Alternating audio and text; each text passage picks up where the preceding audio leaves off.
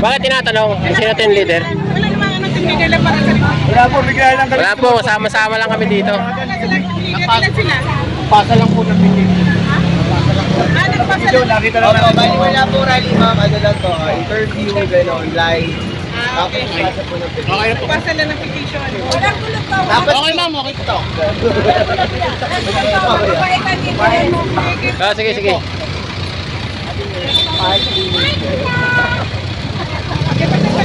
Yung damit ko ah.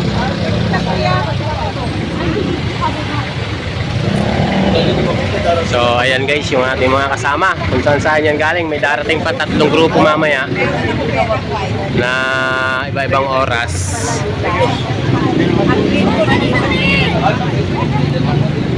So, saan ang picture?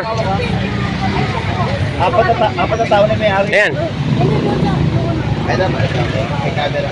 Wow, di maisip ko kayo. Ito video. Yan picture. Wala nga sir. Lang, tapos Di wala nang laman yung ano mo ma'am. Wala nang laman. Puno. Sino po may camera? Asan na? Hey! ano, ma'am, pwede bang wala ng vlog yung camera sa Video lang po mabilis. Bibigyan lang. Grabe na. Ay, naku, hindi mo ko pinicturan. Picturean. Ayun na. Ayun na, kunin mo na. Anong batas po? Wala Ng bandera. Sa'yo nga, sa'yo. Hindi ma'am, wala namang ano yan eh. Wala namang nagpapapicture lang yan. Para may Ano express pong ko na. batas po yun? Tingnan mo itong screenshot. Opo, ang inaano na. Ano pong batas po ang hindi pwedeng dalhin namin? Hindi naman na hindi na lang. Una-una hindi naman. Bigyan niyo po kami ng ordinance sa bawal po namin dalhan ako. Ay, hindi naman may bawal. Kasi picture lang kayo sa gitna. Ay marami kasi ma'am, kaya hindi natatapos. Lang, sige. Iba-iba kasi sila. Iba-iba kasi sila. Kaya Sa'yo, bigyan niyo na ako. Maratos Picturean niyo na ako. Kasi ang picture niyan, picture mo raw siya. Picture daw din. Alam na daw. Sa camera mo daw. Ano nyo lang, para mabilis lang tayo. Para nakakalapit na tayo. Okay, okay ka Ay, ikaw na na lang. Walang bawal dyan kasi Wala po. Kaya nga, bilisan nyo na lang para ano, makaano na kayo. wala namang bawal dyan. Sila lang naman nagbabawal dyan eh.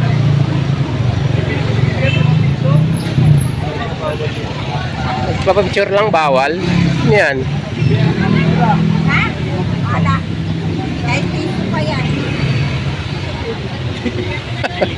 Baliktad. Kami, madali natin ito. Bebe, picture mo na ako. Hindi, hagis natin ito mamaya. Na, picture mo na. Sino ba yan? Si Bangag pala yan eh. Basagin mo na yan. Ano mamaya?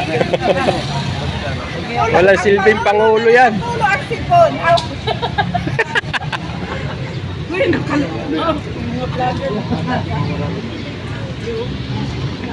Bangag.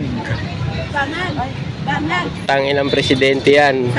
Sa US ha, kawawa siya sa mga OFW doon.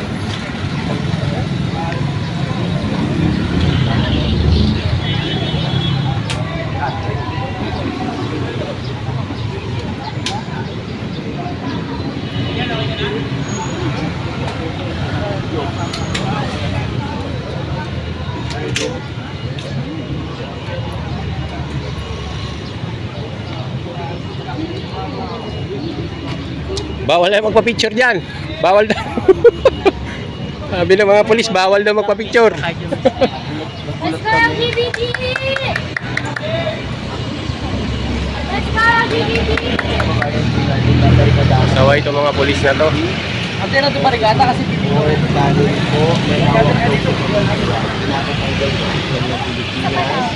Hindi po namin naintindihan kung bakit, pero Yan po yung mga polis, no, na bawal daw ang bawal daw po ang flag. andito tayo sa Pilipinas, bawal. Hawak ng mga po ng barikado daw po ang flag. Okay, why? Go!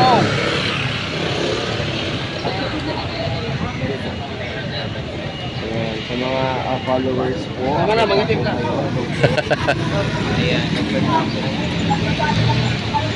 Dapat, kung talagang gusto nilang malaman ng katotohanan, hayaan nilang lumantad yung 18 na yan sa Senado para maiyayag nila ang kanilang mga dokumento at ang kanilang mga pagpapahayag dahil under oath yan. Kapag nasa Senado na ang investigasyon yan, ay sila ay naka-under oath. Ibig sabihin, sinusumpaan nila ang kanilang mga pahayag. So, kung ako kay Senator Ping Lacson, mas dapat mong imbitahan ang 18. Huwag yung katakutan ang katotohanan. At ito po ay usapin na ng bayan at mamayan. Hindi na po ito usapin ng politika lang eh. Kami mga mahihirap na mamamayang Pilipino ang apektado sa sobra-sobra pagkanakawan nyo dyan. Ano po ba kinatatakot ni Lacson at sa kanya Tito Soto? Bakit ayaw nilang paharapin sa Senado itong 18 baril? Di ba sinabi ko na nga, takot sila sa katotohanan. Dahil maglalabas yan ng mga documented evidence. Maglalabas yan ng kanilang mga salaysay na under oath. Kapag ang isang witness ay nag-under oath na, yun ay talagang pinatotohanan niya na ang kanyang mga pinahayag. Kaya yan ang pinatatakutan nila dahil under oath. Kaya nga kung ako sa kanila ng mga nag-iimbestiga niyan, huwag sila matakot kung wala namang katotohanan. Dapat nga mas matapang silang dalhin ang 18 Marines sa Senado para malaman nila ang katotohanan. Dahil walang ibang makakapagpaliwanag dyan, kundi ang 18 Marines dahil sila mismo ay naging konektado kay Saltico. Yan ang katotohanan, takot silang mahayag ang katotohanan.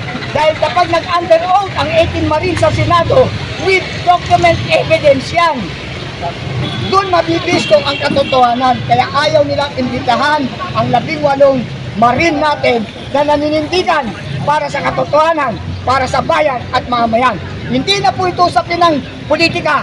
Usapin na po ito ng antas ng pamumuhay ng mga mamamayang Pilipino. At kami yon.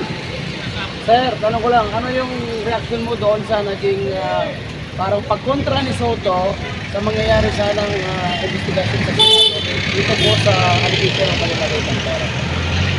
Ano pa pinulit, kaibigan?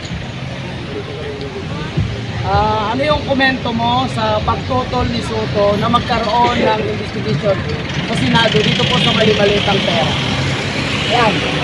Ang pagtutol na yan ay pagtutol din sa paglabas ng isang katotohanan. Kaya pinipigilan nila. Kasi sila ay magkakasabwat na rin eh. May tutuloy natin kasabwat. Bakit? Ayon sa 18 Marines, halos lahat sila ay nabigyan at nabiyayaan ng mali-malitang pera. Kaya sila mismo itatago nila ang katotohanan. Hanggat maaari na, hindi na nila itutuloy yan eh.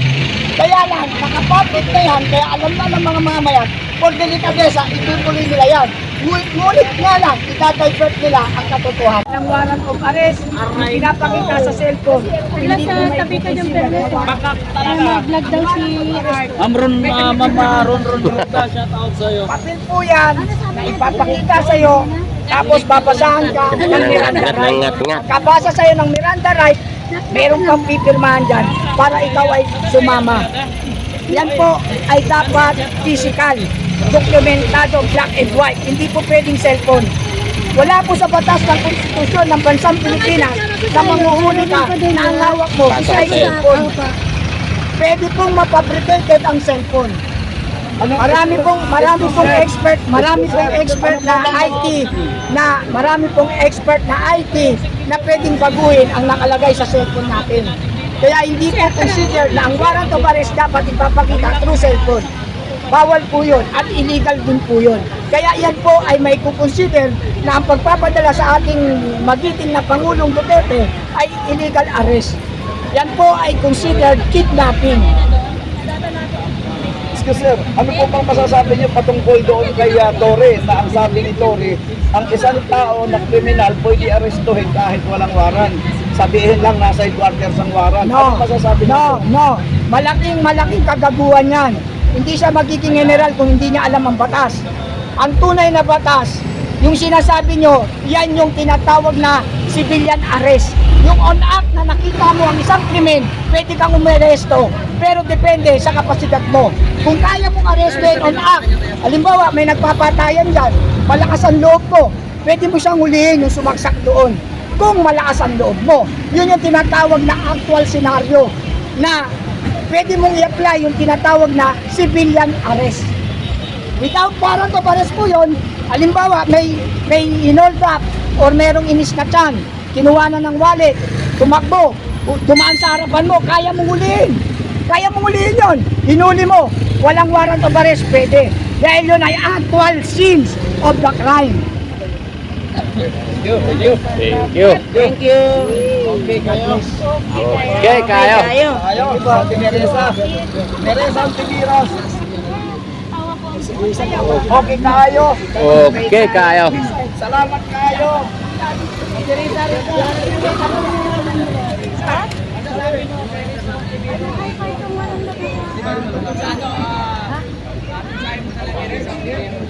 Mensahe ko kayo dito. Sabi niya kasi dapat si Hipin na interview na. Ito ha, ayun ko yung Rizal Materos. Dapat si Hipin interview na. Ibalik mo muna yung project fund. Matagal na pong ano yung pamilya. Ibalik mo. Ngayon, walang karapatan na ipakulong ang dating Pangulo. Dahil wala namang Yan, may dumarating. at panawagan Yan. ko sa'yo, Rizal Materos. Supreme Court. Ayan, oh. Na tumakbo na Pangulo. Supreme Court decide now. Rizal Materos. Wow! Duterte solid. Nasaan yung kasama niyan? Ito. Nakasakay team na to. Sa drugs. Ito yan. Gawa mo santo. Tapos magiging Pangulo ka pa. Ano po ang malaki May laman yan, may laman. Papasok. Kaya po sa'yo, Rizal Materos, manahimik ka na lang. Dahil hindi ka mananalo kung kakalabanin mo ay ang isang makabayan at makatao, makadiyos na si Tito Sara Duterte. Hindi ka mananalo. Tandaan mo yan. Kaya huwag ka na tumakbo. Sayang lang ang pagod mo. Rizal Materos. Okay, copy kayo. Happy kayo. Happy kayo. Happy kayo. O, Risa, nadinig mo yun? Hindi ka pwedeng tumakbo. Mag-isip-isip ka na, ibulsa mo na lang. Yung mga itutulong sa'yo ng mga oligarkong negosyante ha. Hindi ka mananalo. Hindi ka mananalo. Ha, ibulsa mo na lang.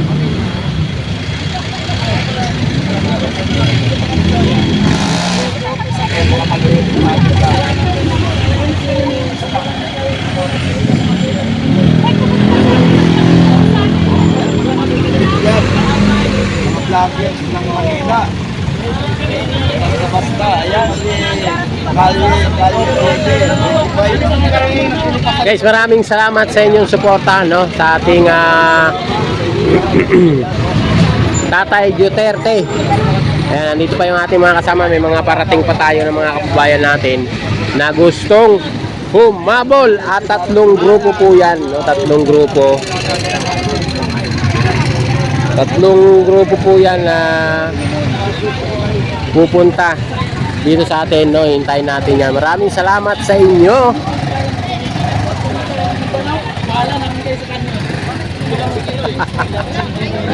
Yan sa kanyon.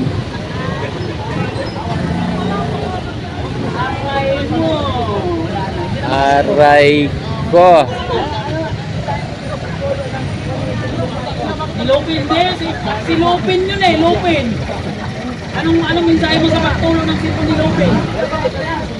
Sipon talaga, sipon. Pumunta ng New York si Lupin. Sabihin ko sana, alam kung ano pang klaseng likido yung tumulong natin, sipon yun. Masasabi ko lang dyan. Likido. Ako para Si Lupin po ay nagpunta ng New York kasama si Fujiko. Alam nyo, naawa ako sa ating Pangulo eh. Bakit ko nasabing naawa ako?